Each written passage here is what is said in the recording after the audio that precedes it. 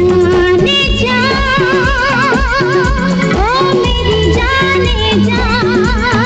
वो एक ऐसी अदाकारा थीं जिन्होंने बॉलीवुड में आने के कुछ ही वर्षों में नंबर 1 हीरोइन का दर्जा हासिल कर लिया था। अब के सावन में जिगर, रिमझिम तन पे पानी गिरे। जब वो पर्दे पर उतरती थीं, तो लोगों की सांसें मानो थम सी जाती थीं। सारे रिश्ते के आ गई, ले ले तेरे वास्ते। और दर्शक ही नहीं, फिल्म स्टार तक उनकी खूबसूरत आंखों और मोहक अदाओं के दीवाने थे। जाने जाओ हर जाई, देखी तेरी दिलदारी, दिल दिल कर बैठे दिल। उनकी प्रेम कहानी के चर्चे उनकी फिल्मों से भी ज्यादा थे। तेरे साथ प्यार है, नहीं छोड़ना। लेकिन कुछ ऐसा हुआ कि जिससे प्रेम किया उससे शादी नहीं की, जिंदगी इम्तिहान लेती है, लम्हों की राह। और जिसे शादी की उससे प्रेम न कर सकी। मेरे पी को पवन इस गली ले चली। जब वो हंसती थीं, तो लोग खुश होकर तालियां बजाते थे। आशाओं के सावन में उमंगों की। और जब वो गम और दुख भरी भूमिकाएं निभाती थीं, तो दर्शक उनके साथ साथ सिनेमा हॉल में ही रो पड़ते थे। शीशा हो या दिल हो, आखिर टूट जाता। लेकिन क्या आप जानते हैं कि यह गम और तन्हाई उनकी जिंदगी में इस कदर घर कर गया कि वो प्रेमी और पति के साथ के बावजूद अकेली रह गईं। तेरा भी तो प्यार ना मिला, मुझे कहीं प्यार। क्या आप सोच सकते हैं कि इन अदाकारा को अपने करियर की शुरुआत में प्रोड्यूसर की डिमांड पर कपड़े तक उतारने पड़े थे?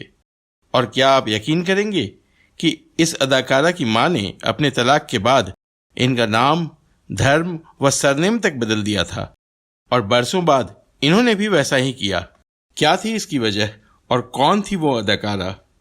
जानेंगे और भी बहुत कुछ, बस बने रहिए हमारे साथ।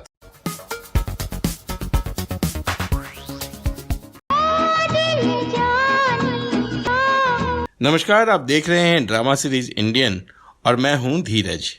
आज हम चर्चा करेंगे 70 और 80 के दशक की मशहूर स्टार रीना रॉय की। जन्नत से आए पिया मैं तुझे लेने। उन्हें बॉलीवुड की डीवा माना जाता था, एक ऐसी सुपरस्टार जिन्होंने अपना कोई गॉडफादर न होने के बावजूद हिंदी सिनेमा में उस मुकाम को छुआ जो बहुतों का सपना होता है। ये गोटेदार लहंगा निकलूं जब डाल के, दुनिया चल जाए मेरी। आइए जानते हैं कौन थी रीना रॉय और उन्होंने कैसे तय किया फर्श से अर्श तक का सफर। रीना रॉय का जन्म हुआ था 7 जनवरी 1957 को भारत की आर्थिक राजधानी मुंबई में। उनके पिता सादिक अली फिल्मों में छोटे मोटे रोल अदा किया करते थे, जबकि मां शारदा रॉय अभिनेत्री भी थीं और प्रोडक्शन मैनेजर भी। उन्होंने 1950 में किदार शर्मा की फिल्म बावरे नैन में प्रोडक्शन भी संभाला था और उसमें अभिनय भी किया था।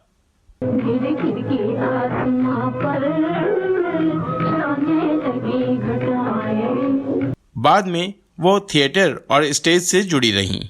कई वर्षों बाद उन्होंने एक फिल्म भी प्रोड्यूस की थी, इसके बारे में हम आगे बताएंगे। शारदा रॉय का सादिक से रिश्ता ज्यादा लंबा नहीं चल पाया और उन्होंने तलाक लेने के बाद दोबारा हिंदू धर्म अपना लिया। उन्होंने अपने चारों बच्चों के इस्लामी नामों को बदलकर हिंदू नाम रखे और सभी के सरनेम रॉय कर दिए।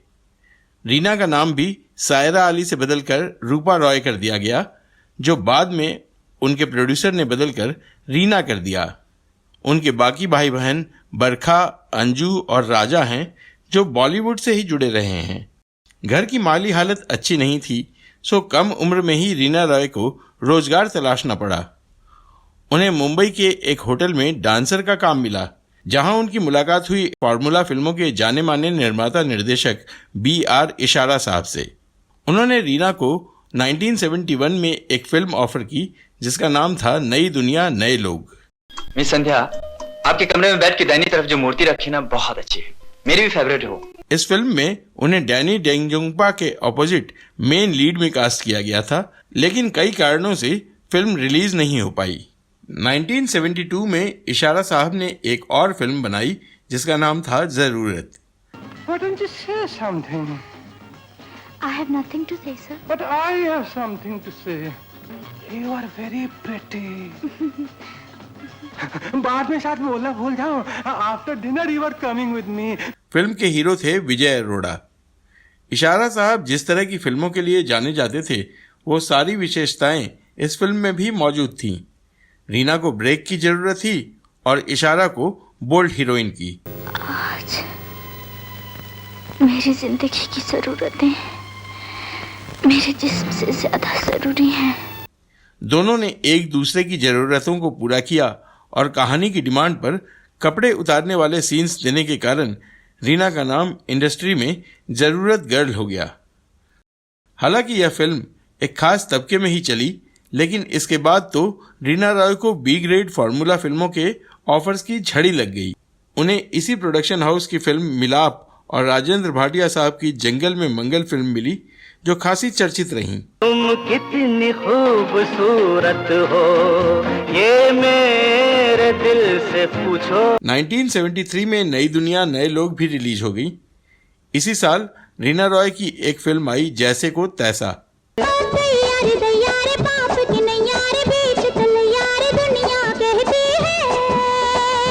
इस फिल्म में उनके हीरो थे जितेंद्र।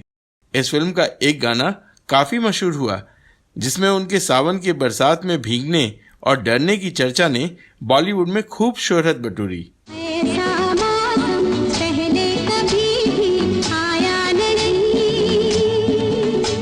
रीना रॉय ने इसके बाद मंदहोश, गूंज, वरदान, रानी और लाल परी, जख्मी और बारूद जैसी करीब दर्जन भर फिल्मों में काम किया, जिसमें उनके साथ ए ग्रेड कलाकार भी शामिल रहे।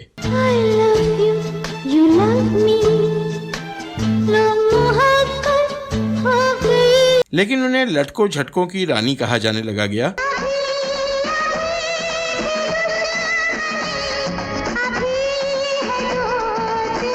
नाइनटीन 1976 में आई राजकुमार कोहली की मल्टी स्टारर फिल्म नागिन, जिसने उन्हें एक नई ऊंचाई पर ला खड़ा किया।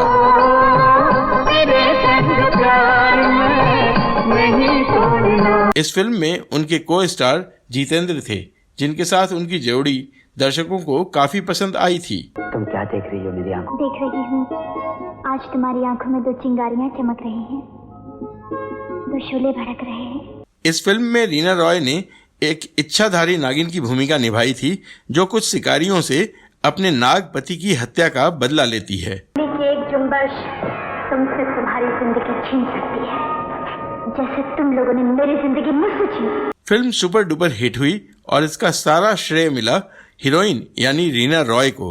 उनकी लेंस लगी नीली आंखें और नागिन सा लहराता बदन फिल्म में रोमांच पैदा कर देता था। अब मालूम पड़ेगा नागिन का नशा शराब और औरत के नशे से ज्यादा होता है। इसके बाद तो उन्होंने पीछे मुड़कर नहीं देखा। वो बॉलीवुड की नंबर 1 हीरोइन बन चुकी थीं और उन्हें सबसे ज्यादा मेहनताना लेने वाली हीरोइन का दर्जा हासिल हो चुका था।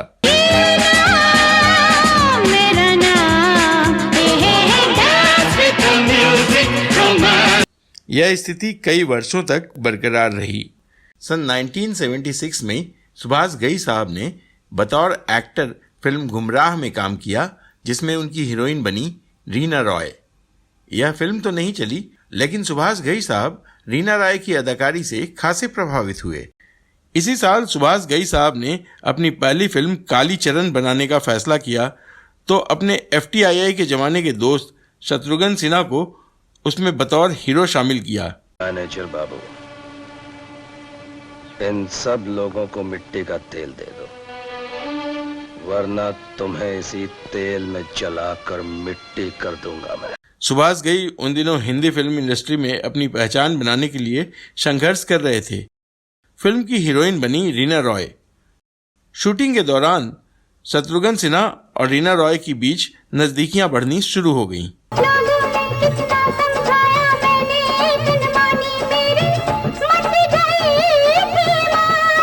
कहा जाता है कि शत्रुघ्न सिन्हा रीना रॉय के मेकअप रूम में घंटों बैठे रहते थे और पूरी टीम उनके आने का इंतजार करती थी। खैर, जैसे तैसे फिल्म की शूटिंग पूरी हुई, लेकिन फिल्म जबरदस्त हिट रही। रीना रॉय की जोड़ी जितेंद्र के साथ भी जम रही थी। मन में भी चले सरगम से, सात सुरों के इस संगम से। उनकी फिल्में जितेंद्र के साथ भी आ रही थी, लेकिन दोस्ती बिहारी बाबू शत्रुघ्न सिन्हा से ही रही।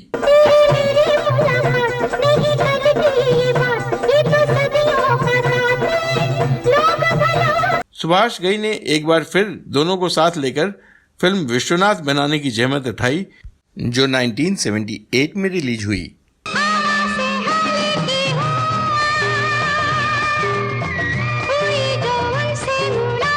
1979 में आई मल्टी स्टारर फिल्म जानी दुश्मन ने उन्हें एक नई ऊंचाई पर पहुंचाया। ऐसी वैसी ना समझ सजना, जान दे दूंगी। एक्टिंग के फ्रंट पर देखें तो 1980 में आई उनकी फिल्म कशिश और आशा ने उन्हें भारी लोकप्रियता दिलाई। एक को मनाओ तो दूजा रूठ जाता है। ये फिल्में ऐसी थीं जिन्हें माना गया कि वो सिर्फ रीना रॉय के दम पर ही चली।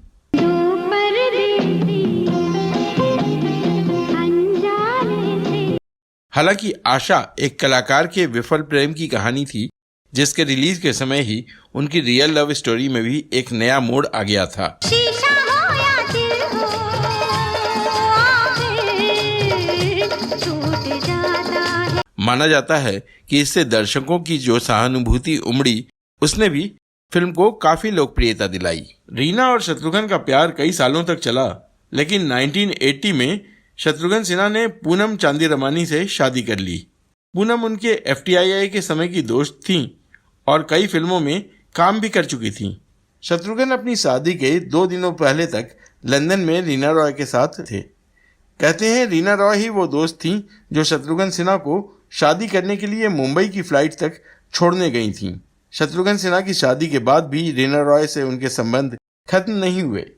उन्होंने बाद में एक मैगजीन को दिए इंटरव्यू में कहा था, रीना से मेरा रिश्ता पर्सनल था।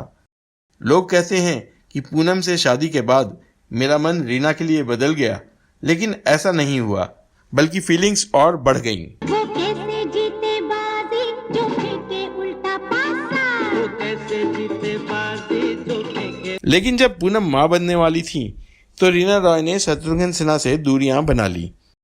1983 में उन्होंने अचानक पाकिस्तानी क्रिकेटर मोहसिन खान से शादी कर सबको चौंका दिया था। यह गुपचुप शादी कराची में हुई थी। हालांकि रीना रॉय अपनी शादी के वक्त अपने करियर के शिखर पर थीं, लेकिन कुछ सालों तक उन्होंने फिल्में कम कर दी। दोनों की एक बेटी भी हुई जिसका नाम मोहसिन ने जन्नत रखा था। करीब 6 साल बाद वो मोहसिन खान को लेकर बॉलीवुड में भी आईं।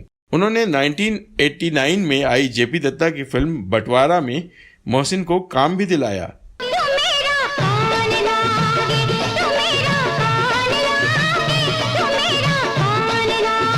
1991 में रीना रॉय की बहन बरखा रॉय ने मोहसिन खान को लेकर एक फिल्म भी बनाई थी जिसका नाम था गुनाहगार कौन, जो 1991 में रिलीज हुई थी। ना सनम मर जाएंगे हम। इसी साल रिलीज हुई महेश भट्ट की ब्लॉकबस्टर क्राइम थ्रिलर साथी में उनके अभिनय को आज भी याद किया जाता है। आज हम तुम ओ सनम मिलके ये वादा करें। बाद में उन्होंने कुछ पाकिस्तानी फिल्मों में भी काम किया। मोहसिन के पास ब्रिटेन की नागरिकता थी और वो लंदन में बसने का इरादा कर चुके थे, लेकिन रीना को यह रास नहीं आ रहा था। वो मोहसिन की तड़क भड़क वाली जिंदगी से भी उब चुकी थी। दोनों ने तलाक लेने का फैसला कर लिया। हालांकि मोहसिन बेटी की कस्टडी छोड़ने को तैयार नहीं थे। रीना रॉय ने लंबी कानूनी लड़ाई लड़के अपनी बेटी की कस्टडी हासिल की। कहते हैं इस कानूनी लड़ाई में उनके पुराने मित्र शत्रुघ्न सिन्हा ने भी पूरा साथ दिया। बेटी को पाने के बाद रीना रॉय ने भी वही किया जो उनकी मां ने कई दशक पहले किया था। उन्होंने अपनी बेटी का नाम जन्नत से बदलकर सनम रख दिया। रीना रॉय ने करीब 100 फिल्मों में काम किया, जिसमें नसीब, प्यासा सावन, धनवान, दो उस्ताद, हथकड़ी, सनम तेरी कसम, धर्म कांटा, इंसान, अंधा कानून, अर्पण आदि प्रमुख थे। परदेस जाके परदेसिया भूल न जाना। 1984 में आई फिल्म राज तिलक और 1985 में आई फिल्म गुलामी में उनके यादगार अभिनय ने दर्शकों पर गहरी छाप छोड़ी। मुझसे रूठी और ये जुड़ गई। 1977 में रिलीज हुई फिल्म अपनापन के लिए रीना रॉय को बेस्ट सपोर्टिंग एक्ट्रेस का फिल्म फेयर अवार्ड भी मिला था, लेकिन उन्होंने यह कहकर लेने से इनकार कर दिया कि उन्होंने लीड एक्ट्रेस की भूमिका निभाई है और ऐसे में वो सपोर्टिंग एक्ट्रेस का अवार्ड कैसे ले सकती हैं। बाद के वर्षों में रीना रॉय ने कुछ फिल्मों में चरित्र अभिनेत्री का किरदार निभाया और छोटे पर्दे पर भी काम किया। वो अपनी बहन बरखा राय के टीवी सीरियलों में भी नजर आईं। रुपहले पर्दे पर रिफ्यूजी उनकी आखिरी फिल्म रही। बीच में उनका वजन बढ़ने लगा तो उन्होंने बैरियाटिक सर्जरी भी करवाई। फिलहाल वो मुंबई में अपनी बेटी सनम के साथ एक्टिंग स्कूल चला रही हैं। अब आपको बताते हैं रीना रॉय से जुड़ी कुछ दिलचस्प बातें। जब रीना रॉय फिल्मों में आईं तो उनकी शक्ल और अदाएं बीते दौर की मशहूर अदाकारा आशा पारेख से मिलती थी। तब उन्हें आशा पारेख और उनके डायरेक्टर प्रेमी नासिर हुसैन की बेटी करार दिया गया था।